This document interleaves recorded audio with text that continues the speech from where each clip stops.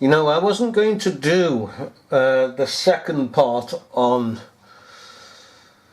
Mr. Fetzer's phone call interview with Judy Wood, where he knocks her for 6. And she rants and she raves. Now, when he put the phone down and went about his business, Judy Wood continued on, vilifying the man. And she asks, well, not she asks, but she accuses him of attacking her. Well, why didn't she say that to him on the phone when he was on the phone? Why wait till he was off the phone? Why the vilification? This is supposed to be a responsible, extremely highly educated woman putting forth this theory of a device that even the army claim that it cannot be moved about. It's not portable. They're claiming it exists. Maybe that's propaganda. But they've been unable to fit it to any of their weapons of mass destruction. Alright? And yet here comes Judy Wood and takes this pigging thing that is out there, supposedly, and brings it into this, whilst claiming that it must be terrorists that did it. A bunch of pigging white coated terrorists pushing this pigging machine that can't be moved through the pigging streets into a sodding building, up a flight of pigging stairs or an escalator, powering it up into a supply that would knock out the pigging nation. And then, of course, because she doesn't say, she refuses point blank to say it's the government that did this.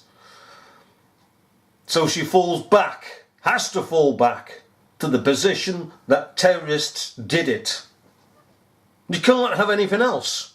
There's nothing in between. These persons that are her disciples, that back her up on all these theories that have been sucked in, beguiled, and hate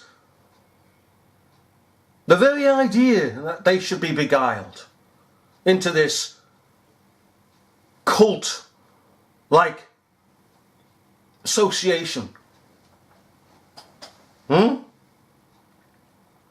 What is the purpose, Judy, of having planes, okay, because this is the official story that you are running with, okay, with the exception of your high-powered machine? What is the point of planes hitting the towers if you're going to zap the towers by Blofeld's laser gun? And tell me something. If it's all turned to dust, then why is there metal? Tons and tons of metal everywhere. There should be no metal whatsoever. It should just be piles of dust. Those cars shouldn't be burnt out. They should be piles of dust. Come on, you lot. Open your pigging eyes. Get away from this sodding woman. Ask the straight questions. How did those cars? Oh, they say it was hit by this weapon. Well, why aren't they dust? Huh? Why? Why are buildings for a mile in circumference, roughly, have been hit by steel and masonry and the lot of it coming down? Why is it that Judy Wood's, and this is absolutely even more obvious than obvious, why don't people stand and look at the building, and when she says that, look, all this dust, therefore it must be a machine, it's turned the whole lot into dust, why aren't you saying, hang on a minute, If a building comes down, it creates dust, a cloud of dust. And the bigger the building, the bigger the dust. Why aren't you asking that, you disciples of Judy Wood's? Are you telling us that if you bring a building down and you can present film footage, can you, of buildings coming down with the absence of dust? Can you? No, you can't. So you're expecting us to believe the Judy Wood's theory that those buildings came down, as did Building 7, etc., absent of dust. For the first time in history, buildings came down and there was no dust. And the only dust produced was because there was a machine that produced the dust by dustification. You pigging clowns, you've been had, haven't you? You can attack us with all your rhetoric, but common sense tells you clearly that Judy Woods is spinning a lie. Buildings that come down carry dust with them. And what she's done, come on, wake up. What she's done is taken that dust and then presented a machine to create that dust. But behind that picking dust, you can see all the sodding metal coming down and all the rest of it. The masonry and mortar and all of it on the ground. And as we say, for a mile in circumference. And you know, she hit the pigging roof in one interview, as in all pigging interviews, quite frankly. And so do her followers. When she was informed that there's footage here of a mile in circumference of debris. There shouldn't be. It should be all dust, as those cars and everything else that these boys claim was hit by this beam. Well, you know, dust, buddy boy, not burnt out, dust. Who is to say that the flames that came out as the building was coming down, having been detonated according to the firemen and other witnesses, that the flames didn't shoot out and burn these pigging cars?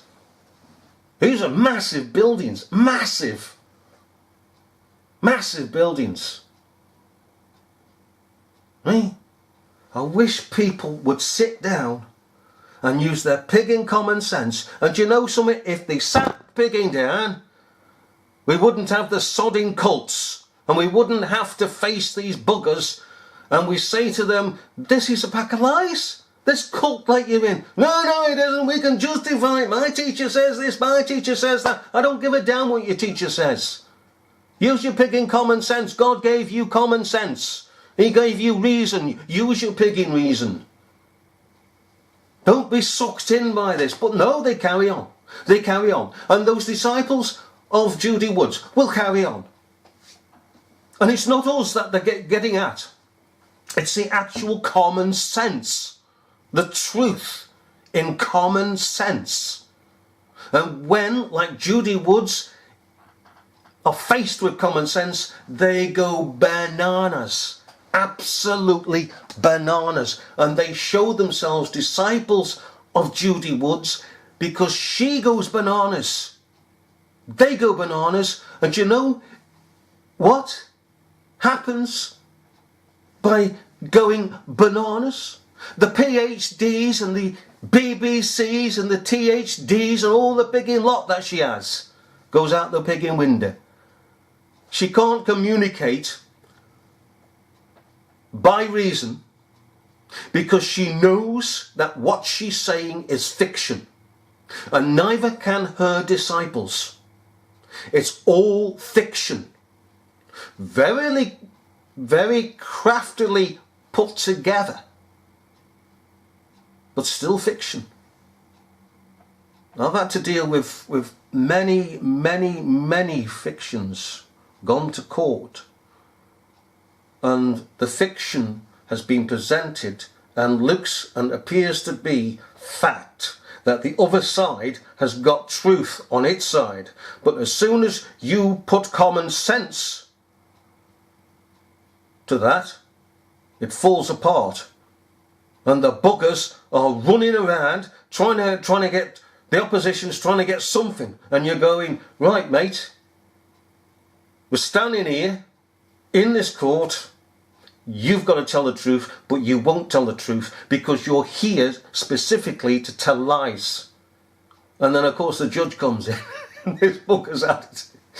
And then he tries and tries, and you unwind this garment of lies that they've knitted together. And it truly is. If ever you get time, go into court, and you'll see the balance, one way and the other, and then all of a sudden the truth comes out, and the falsehood that looked like truth comes to an end. And because there's an independent judge, an arbitrator, a mediator, he comes and says, that's it.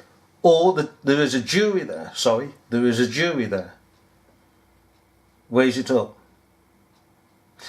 Let's listen to Judy Wood's castigating Jim Fetzer because he has gone off the line. She should have, again, done this, what she is about to say, when he was online, so he could defend himself.